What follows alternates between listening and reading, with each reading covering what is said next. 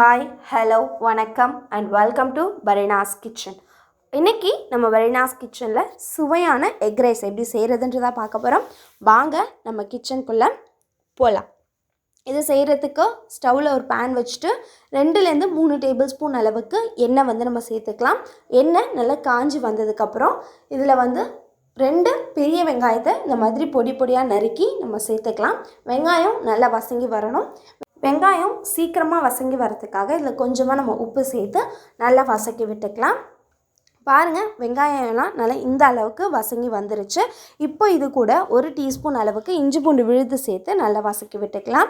இஞ்சி பூண்டு விழுதெல்லாம் நல்லா வசங்கி வந்ததுக்கப்புறம் இதில் ஒரு தக்காளி, ஒரு நீல பச்சை மிளகாவை நறுக்கி நம்ம இதில் சேர்த்துக்கலாம். தக்காளி நல்லா வசங்கி வரட்டும்.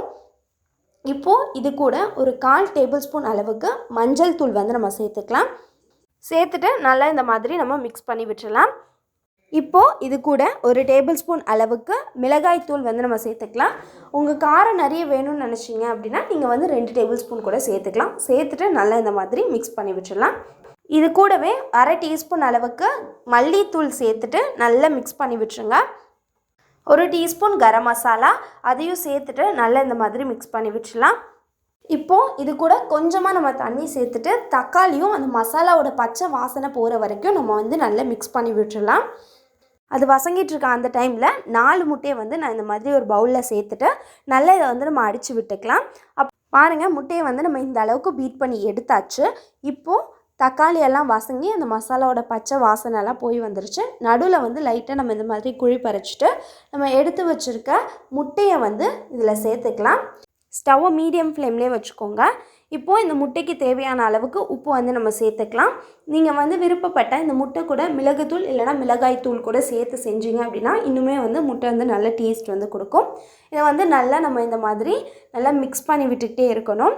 அது அந்த பொடி மாஸ் பதத்துக்கு வர வரைக்கும் நம்ம இதை ஸ்டவ் மீடியம் ஃப்ளேம்லேயே வச்சு நம்ம மிக்ஸ் பண்ணி விட்டுக்கிட்டே இருக்கலாம்.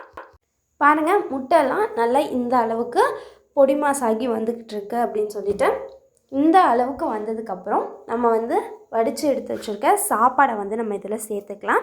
நான் இன்றைக்கி சாதா அரிசியில் தான் ரெடி பண்ணியிருக்கேன். நீங்கள் விருப்பப்பட்டால் பாஸ்மதி அரிசியில் கூட செய்யலாம். சேர்த்துட்டு இதை நல்லா நம்ம கிளறி விட்டுக்கிட்டே இருக்கலாம். ஸ்டவ்வை சிம்லேயே வச்சுக்கோங்க. ஹை ஃப்ளேமில் வச்சுட்டிங்க அப்படின்னா அடி பிடிச்சிரும். இந்த மாதிரி ரெடி ஆகிடுச்சு.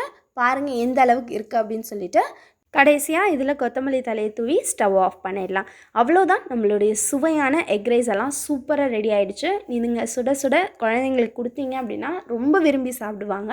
நீங்களும் இந்த ரெசிபியை கண்டிப்பாக உங்கள் வீட்டில் ட்ரை பண்ணி பார்த்துட்டு எப்படி இருக்குது அப்படின்னு சொல்லிட்டு கீழே இருக்க கமெண்ட் பாக்ஸில் கமெண்ட் பண்ணுங்கள். அடுத்த ஒரு நல்ல வீடியோவில் உங்களை சந்திக்க நடந்தது. see you, tata, bye bye. இந்த வீடியோ உங்களுக்கு பிடிச்சிருந்தா லைக் பண்ணுங்கள், ஷேர் பண்ணுங்கள், கமெண்ட் பண்ணுங்கள். மறக்காமல் பரீனாஸ் கிச்சனுக்கு சப்ஸ்கிரைப் பண்ணிவிடுங்க. கூடவே பக்கத்தில் இருக்க பெல் ஐக்கானையும் கிளிக் பண்ணுங்கள். ஸோ தென் என்னோடய வீடியோஸ் உங்களுக்கு வரும். Tata, bye bye.